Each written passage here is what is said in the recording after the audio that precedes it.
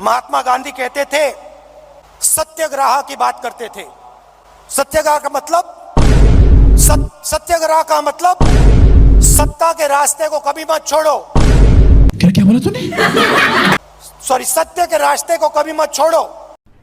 अरे कहना क्या चाहते हो? राहुल गांधी राजनीति के एक ऐसे स्टूडेंट हैं जिन्हें अगर आप फर्रा भी पकड़ा दोगे ना, वो तब भी फेल हो जाएंगे। क्यों? क्योंकि उनका पॉलिटिक्स में इंटरेस्ट ही नहीं है। उन्हें जबरदस्ती पॉलिटिक्स में धकेला गया है। लोग राहुल गांधी से उम्मीद करते हैं कि वो बीजेपी, नरेंद्र मोदी और बीजेपी की राष्ट्रवादी विचारधारा को हरा देंगे। वो भी किस बेसिस पर? क्योंकि चौकीदार चोर है, चौकीदार चोर है, एक चौकीदार चोर है, चौकीदार चोर है। आज की इस वीडियो में मैं आपको बताऊंगा कि राहुल गांधी ना तो एक अच्छे पॉलिटिशियन है और ना ही एक अच्छे लीडर, और इसका खामियाजा उन्हें, उनकी पार्टी को और पूरे के पूरे विपक्ष को भुगतना पड़ता है। इस वीडियो को पूरा देखने के बाद आप इस कंक्लूजन पर तो पहुंच ही जाओगे कि राहुल गांधी पीएम कैंडिडेट का फेस है भी या नहीं, और वो नरेंद्र मोदी के सामने कितना पानी भरते हैं। देखिए, राहुल गांधी ने जिंदगी भर इंग्लिश स्कूल और कॉलेजेस में पढ़ाई की है और वो काफी टाइम तक देश से बाहर भी रहे। तो मुझे ये नहीं पता कि राहुल गांधी भारत के गौरवशाली इतिहास के बारे में कितना जानते हैं। और वैसे भी उनकी माताजी यानी कि सोनिया गांधी विदेशी मूल की हैं, तो उन्होंने अपने बेटे राहुल गांधी को भारत के इतिहास के बारे में और भारत माता के बारे में कितना ही बताया होगा, ये आप समझ सकते हैं। हमारे देश में जब कोई बच्चा पैदा होता है और वो बड़ा होता है तो उसकी माँ अपने बच्चे को सबसे पहले ये समझाती है कि ये धरती तेरी माँ है, तो सबसे पहले इसका बेटा है, बाद में मेरा बेटा है। इस सोच और विचारधारा की वजह से हम भारत माता से प्यार करते हैं और राष्ट्रवाद की भावना हमारे दिल और दिमाग में बसती है। लेकिन कुछ लोग होते हैं जो अपने देश को छोड़कर जर्मनी भाग जाते हैं और वहां से बैठकर बोलते हैं कि नेशनलिज्म एक बीमारी है। राहुल गांधी जी के पैदा होने से लेकर आज तक उन्हें इतनी सुख और सुविधाएं मिली कि वो ना तो राष्ट्रवाद को समझ पाए और ना ही भारत माता को, और इसीलिए कुछ दिन पहले ही उन्होंने संसद में भारत माता की हत्या कर दी। भारत माता की हत्या आपने मणिपुर में की।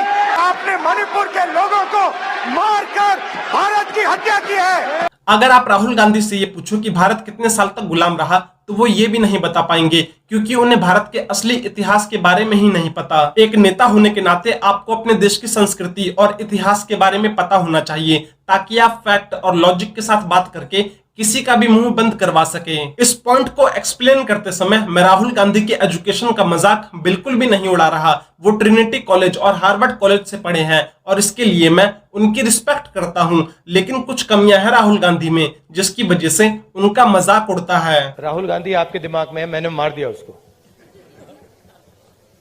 वो है ही नहीं, मेरे माइंड में है ही नहीं, गया वो, खत्म, bye bye, tata, goodbye, गया। देखिए, इस देश की ज्यादातर आबादी हिंदी भाषा बोलती है और हिंदी ही समझती है, तो एक नेता को जनता से सही तरीके से इंटरेक्ट करने के लिए हिंदी आना बहुत जरूरी है। लेकिन अफसोस की बात यह है कि राहुल गांधी जब भी हिंदी में भाषण देते हैं तो बहुत गलतियां करते हैं, जिसकी वजह से एक नेता और जनता के बीच में जो कनेक्शन होता है वो टूट जाता है। लेकिन आप नरेंद्र मोदी को देखो, वो जब भी किसी राज्य में जाते हैं तो वहां के कपड़े पहनते हैं, वहां के लोकल लैंग्वेज में अपने भाषण की शुरुआत करते हैं, और इसीलिए जनता और उनके बीच में एक कनेक्शन बन पाता है। क्रांति का नगरी गोरखपुर का देवतुल्य लोगन के हम प्रणाम करत बानी।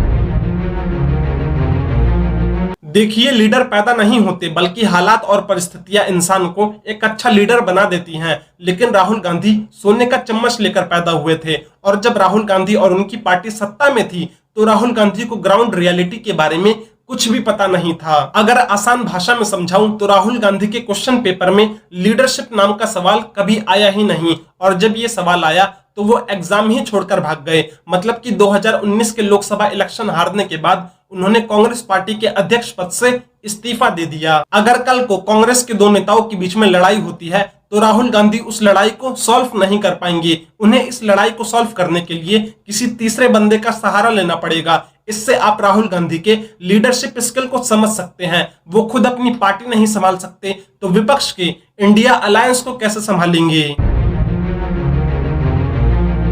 नेपोटिज्म यानी कि परिवारवाद, ये एक ऐसा शब्द है जो राहुल गांधी के पूरी तरह से अगेंस्ट में जाता है, क्योंकि उनके परनाना यानी कि पंडित नेहरू भारत के प्रधानमंत्री थे, उनकी दादी यानी कि इंदिरा गांधी वो भी भारत की प्रधानमंत्री थी, और उनके पिताजी यानी कि राजीव गांधी वो भी भारत के प्रधानमंत्री थे। यानी कि राहुल गांधी एक ऐसे परिवार से आते हैं जिसने इस देश को 3 प्रधानमंत्री दिए हैं, और अब वो इस देश के चौथे प्रधानमंत्री बनना चाहते हैं, क्योंकि उनके अंदर गांधी नेहरू परिवार का खून है। लेकिन उन्हें ये समझना पड़ेगा कि ये तीनों ही लोग किस कंडीशन में भारत के प्रधानमंत्री बने थे। जवाहरलाल नेहरू गांधी जी और अंग्रेजों की कृपा से प्रधानमंत्री बने थे। इंदिरा गांधी लाल बहादुर शास्त्री की हत्या के बाद प्रधानमंत्री बनी थी, वैसे वो एक अच्छी लीडर थी। और राजीव गांधी इंदिरा गांधी के असैसिनेशन के बाद प्रधानमंत्री बने। राजीव गांधी एक पायलट थे, हवाई जहाज उड़ाते थे, लेकिन इंदिरा गांधी की हत्या के बाद इस देश के लोग और नेता इतने ज्यादा भावुक हुए कि जो इंसान प्लेन उड़ाता था वो देश उड़ाने लगा। नेपोटिज्म ये एक ऐसा सवाल है जो राहुल गांधी से हमेशा पूछा जाएगा, और वो इस सवाल से भाग नहीं सकते। राहुल गांधी को सिर्फ इस आधार पर भारत का प्रधानमंत्री नहीं बनाया जा सकता कि उनके बाप दादा एक टाइम पर इस देश के प्रधानमंत्री हुआ करते थे, उन्हें अपनी काबिलियत साबित करनी पड़ेगी। राहुल गांधी को सक्रिय राजनीति में 19 साल हो चुके हैं, और इस 19 साल में से 10 साल उनकी पार्टी सत्ता में थी, 2004 से लेकर 2014 तक। लेकिन उस दौरान उन्होंने एक भी मंत्रालय नहीं संभाला, और ना ही वो किसी राज्य के मुख्यमंत्री रहे। यानी कि उनके पास एक नेता के रूप में काम करने का कोई भी एक्सपीरियंस नहीं है। तो वो इंसान अपना काम जनता को आखिर दिखाए कैसे, जब उन्होंने कुछ काम ही नहीं किया। अगर आप 2014 के इलेक्शन को ध्यान से देखें तो बीजेपी और नरेंद्र मोदी ने वो पूरा इलेक्शन गुजरात मॉडल के ऊपर लड़ा और जीत भी गए, क्योंकि उनके पास जनता को दिखाने के लिए एक्सपीरियंस और काम ये दोनों मौजूद थे। देखिए, जब राहुल गांधी पॉलिटिक्स और इलेक्शन से परेशान हो जाते हैं तो वो छुट्टी ले लेते हैं और कुछ हफ्तों या फिर महीनों के लिए मीडिया से और देश से पूरी तरह से गायब हो जाते हैं, और फिर बाद में वो अमेरिका, ब्रिटेन और थाईलैंड में नजर आते हैं छुट्टी मनाते हुए। तो राहुल गांधी के पॉलिटिक्स में निरंतर ना रहने की वजह से वो लोगों के दिमाग से उतर जाते हैं। और आप दूसरी तरफ भाजपा वालों को देखो, वो पूरा दिन टीवी, मीडिया और सोशल मीडिया पर नजर आते हैं। ये भी एक बड़ा रीजन है कि राहुल गांधी अभी तक एक अच्छे पॉलिटिशियन नहीं बने हैं।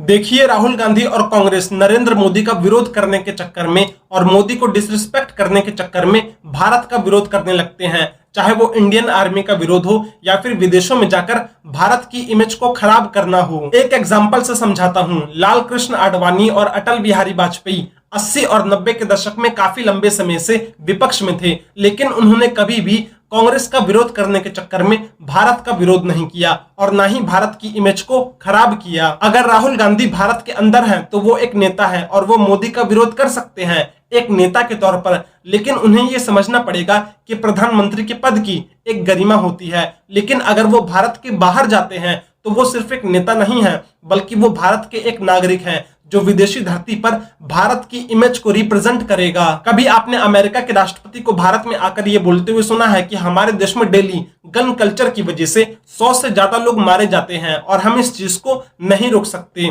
कभी नहीं सुना होगा। लेकिन राहुल गांधी तो राहुल गांधी है। मेरे जैसा बेवकूफ इस देश में नहीं है। Sorry sorry sorry sorry sorry. कभी आपने राहुल गांधी का एक ऐसा भाषण सुना है जिसे सुनने के बाद आपके तन बदन, दिल और दिमाग से ताली बजाने का मन करे, वाह भाई क्या भाषण दिया है?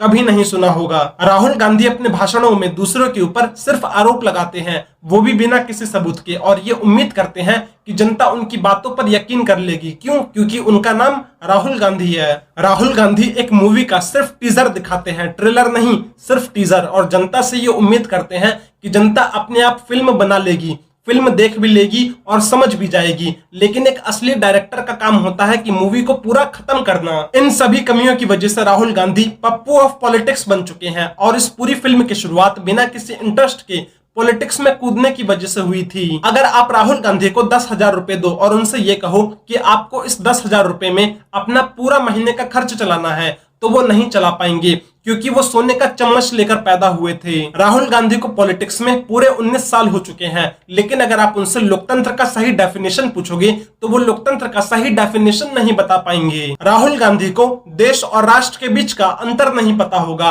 राहुल गांधी अपने आप को बहुत बड़ा शिव भक्त बताते हैं, लेकिन वो भगवान शंकर के 10 नाम नहीं बता सकते। ये सारी चीजें जो मैंने आपको बताई, ये राहुल गांधी की पर्सनालिटी में बनावटी हैं और बनावटी चीजों को लोग बहुत जल्दी पहचान लेते हैं। लेकिन इसके बावजूद भी मैं राहुल गांधी की रिस्पेक्ट करता हूं, क्योंकि वो इंसान इतना ज्यादा अपमान और विरोध झेलने के बावजूद भी अभी तक पॉलिटिक्स में टिका हुआ है और लड़ रहा है।